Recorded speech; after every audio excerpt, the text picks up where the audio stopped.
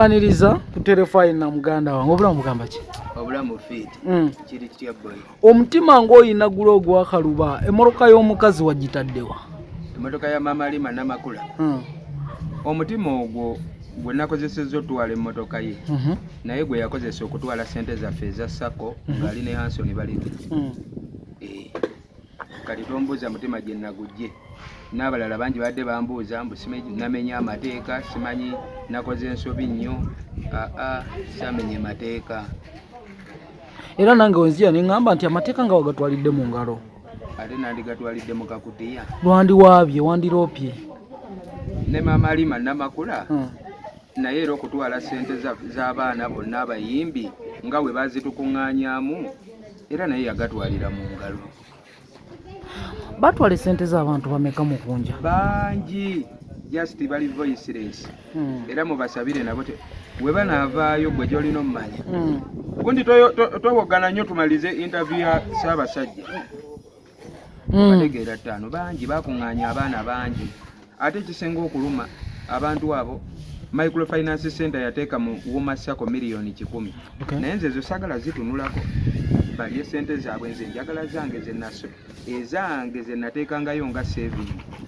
Ne batugamba nti tujja kugabana oluvannyuma lw'omwaka gumu. That was 2022. Omwaka gumu wegwaggwako tetwagabana. Ne WhatsApp group ne bagituleeta. Mukoja, how was the story of taking that money? Era ze ssente zaali zaaki? Zaali nga olaba ne Federation we yataddewo Sacco. Ne Wooma yateekawo Sacco. Nga oba mu Wooma oyingira Sacco n'osasula ssente ze baatusaba ng'ogiyingira gyalinga emitwalo 15. Then kati nga Mama Alima Namakula n'atukubiriza tusevinge era ye yali loans officer. Then nga Hanson bali luno yakwata ssente ezo kuba Big Eye baali bamugobye ku bwa treasurer. Kaakati ne tutandika okusonda nga buli wiiki oteekayo batugamba wooweza abongera okuwola omwaka we guggwako asinze okusevinga bajja kuwa ebirabo ate ojja nafuna amagoba mangi. Kati we natunula emyaka gya Mama Alima Namakula n'ekitiibwa ekimuweebwa ne ŋŋamba eno shuwa kankole nnyo nsevinge. Mpaka kati omwaka anti batugamba omwaka we guggwako tugabana. Kati okuva mu 2022 tuli mu 2024 bo omwaka gwabwe teguggwangako. Kuba tetugabanangako yadde ne gurupu gye twalimu eya WhatsApp nga Mama Alima Namakula atunnyonnyola nga abasevinga ne Hanson bali luno. Gurupu baagitulekera ng'onoonya ne gwegiguza tomulaba. Ne gurupu mugirumweka. Baagitulekera dda. Gwe Uganda erimu obubbi nga kizibu nnyo n'okunnyonnyola nti omuntu bw'ati mubbi kuba baba smart, beekuba perfume za bbeeyi, bakitiibwa nnyo bambala obukaaya. Kati nga kizibu n'otegeera nti abantu bano bakola ebikolobero outside. Bavuga emmotoka za bbeeyi za layisi. Gwe eri emmotoka ogimanyi? Mmotoka kika ki gy'omugyeko? Ali ya Kawundo new model Kanamba. Kati okuwamba emmotoka, what is your intention? Bw'ataleeta ssente n'emmotoka nja gitunda we bataleeta ssente zange. Sikawulidde. Nja gitunda we bataleeta ssente zange. Ze mmeka ezikwasa Kawundo? Miliyoni 4.6. Temuli magoba zezo ze wateekayo? Saagala kati nnonooze njagala mbe Rio. Amagoba nga balekedde bampe zange ze nateekamu. Ne miliyoni 10 Microfinance Center ze yateekamu nazo ne kubanga batuyitanga olw'embeera nti twakava mu COVID embeera etukuba. Mama Alima oyo ku myaka gy'alina n'ekitiibwa gye tumuwa nga bakusayiningisa ali n'owo sayininga n'owayo n'endagamuntu nti bampoze miliyoni 1. Bw'omala osayininga Mama Alima n'akuggyako emitwalo 40 n'ogenda n'emitwalo 60. Naye nga gwe wali osayininze nti otutte miliyoni era nga mukuddamu osasula olina kusasula ate miliyoni. Mwasayininga ssente mmeka ate nga mulina otwala mmeka? Ng'osayininga miliyoni era ne bagikuwa n'ogibalamu. Mama Alima ng'atudde wali ku ntebe najja kaana. Buli muntu baali abayimbi bayitirivu nnyo era ensi n'emala evaayo n'amaka ga Mama Alima gasobola. Ebyo byonna lwaki wabisirikiranga? Bakuwadde wali kakadde naye nga Mama Alima alina okujja kaana. Nga wobyogera mu biseera biri nga bagamba anoonya linnya. Kati essaawa eno nkyanoonya erinnya. Ke kakodyo ak'okulwanyisa ke balina. N'abaana bangi eyo abandivuddeyo boogere naye waabanga ayogera nga bagamba oyo tatumalira budde anoonya linnya. Esente mu kuziwaayo tekyali publicly.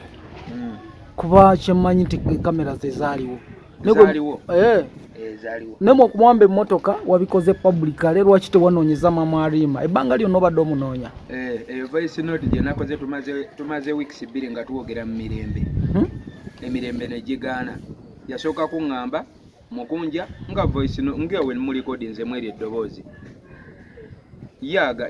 yasooka kuŋŋamba lopa federation yolope ne Eddie Kenzo kuba namugamba sente mwazitubbako gwe ne Anson bali luno ne mudduka ate ne mwegatta mu federation naŋŋamba kati olina lopa federation ne Eddie Kenzo ne mugamba mbalope bankoze eki naŋŋamba nti federation yetwala UMA ne association zonna ne mugamba naye gwe ondaba ennyinde ennene ondaba nga nze atategeera sente naziwa Kenzo oba nazikuwa tuli mu UMA naŋŋamba kati genda mu kooti ne mugamba ate kati era sigwa alina okundagirira gye nnina oloopa kubanga natunde nga lwaki alina amaanyi mangi agaŋŋamba ngende mu kooti kitegeeza abantu b'e Uganda amala okukofera n'akulagirira ne woolina okugenda okumuloopa ndowooza bamanyi amaanyi gaabwe gali mu kooti nze sobola genda mu kooti kooti sigiwanga ku ssente okategedde n'emisango egiri mu kooti ne kooti naye emisango giri eyo nagyo teginnafuna bwenkanya ndeeta ogwange emmotoka wagiwamba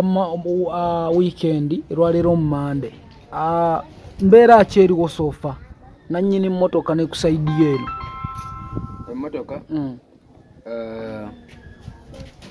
kasatiro embeera ya kasatiro nnyo ayisefu nze ndi safe kuba akuuma asinga okuuma kati wanani asobola nona emmotoka emmotoka yeeri wakati sofa ekiro tugijjewo nga waliwo abantu twali tutategeera abajja mbu baagala kumpa booking neŋŋamba obudde buno bwa booking ddala neŋŋamba bano nedda bakopola ne baŋŋamba kati eri safe okamala obukamazi era kati obudde bukedde erina ofuluma ate wagiridde kava n'amannya kuliko gange naga King Shiba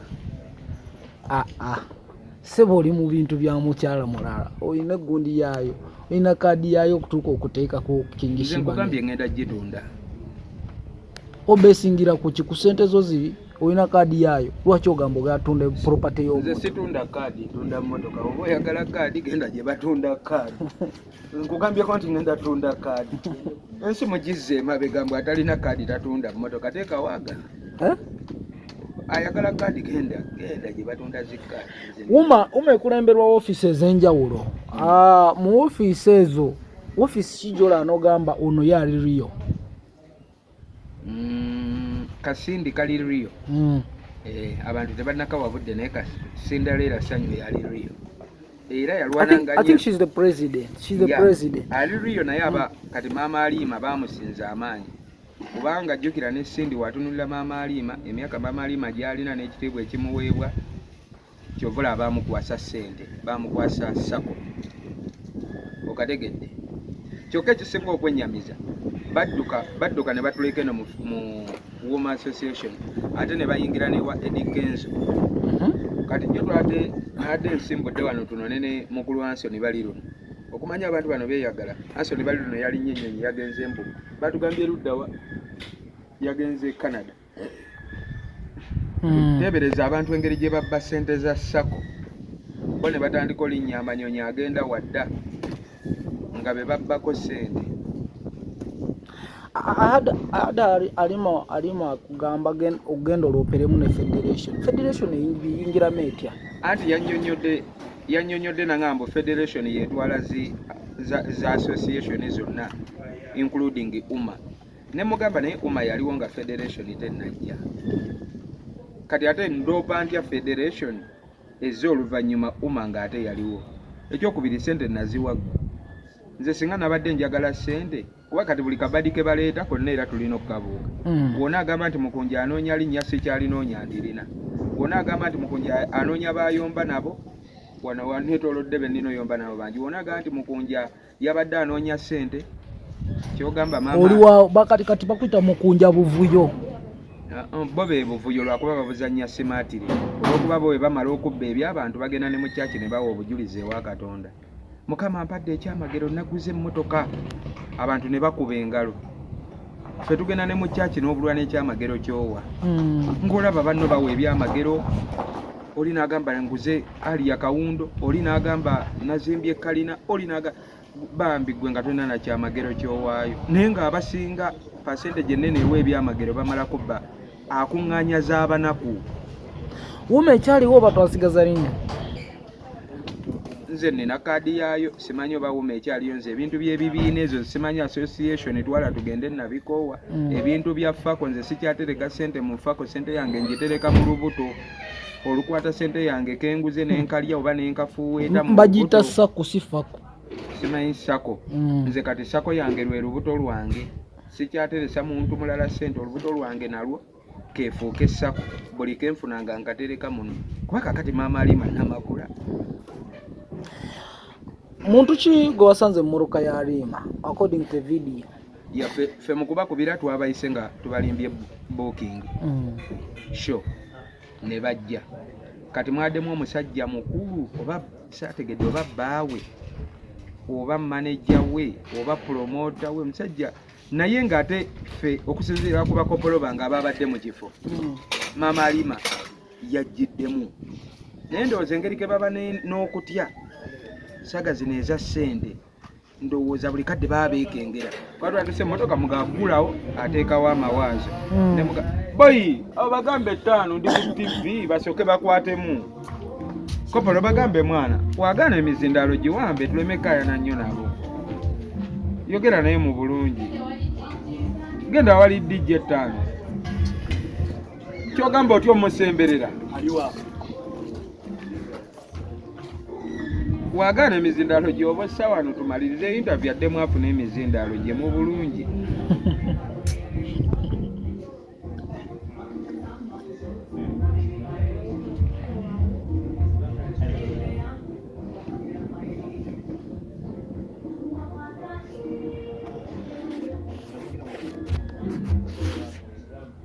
Nice.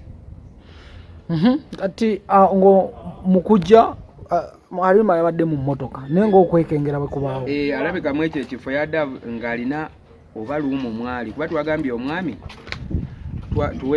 tuwe maama Alima Namakula gwe twetaaga mu bulungi nga tewali nti tukukaayana. N'agamba mbonedda emmotoka waliwo obweddaga maybe oba gwe munoonya ng'eno erina gyefaanana waliwo kawunda eyafulumye ebadde epaakinze awo oba mwabadde nga gwe munoonya ne tumugamba emmotoka yeeno ye kopolo babaddewo saa kunyonyola we mwe twayise mukwata kuba eriyo n'omulala jjo otegeera nti abo bakwata bwe bati era naye adduke n'ebyaffe nigwe kyolina omumanya emmotoka. Olaba ne banka esobola otwala ekizimbe kyo ng'ekubanja miliyoni 10. Bubaka ki bw'oweereza Alima nga tumaliriza era omuwa bbanga ki ssente zo bw'atazireeta kuba otugaye mmoroka egenda? Maama Alima kyenyinza okumugamba ebintu by'ensi tebikkutwa. Ekitiibwa mu kukikolerera olina okulwana okulaba nti n'ebyabalala tobitwala kuba maama Alima alinawooko teyenkana ffe. Ne miliyoni 10 microfinance center ze yateeka mu Sakera baazirya nenze saagala zinonooza kyogamba n'ekikumi tekyabakkusa. Kati ate n'ezaffe ze twasonda obutonotono ate nabwo dduke nabo. Maama omulamba n'enkubuuza nti ate lwaki watulese mu Wuma naawe n'odduka mu Federation nonziramu n'oŋŋamba mbu anti ne Hanson bali luno gwe twali tukola naye nagenza olaba yadduka mu Federation. Yadduka mu Federation mu Wuma? Yava mu Wuma n'adduka ne yeesogga Federation. Kati ne mugaye kitegeeza naye walaba agenze naawe kwe kutulekawo. Byonna bibadde bimakiza ffe kyetwagala tetwagala kutunnyonnyola nnyo tetwagala kintu kirala kyonna twagala ssente. Bbanga ki? Wiiki emu ng'emmotoka ngissa Katale.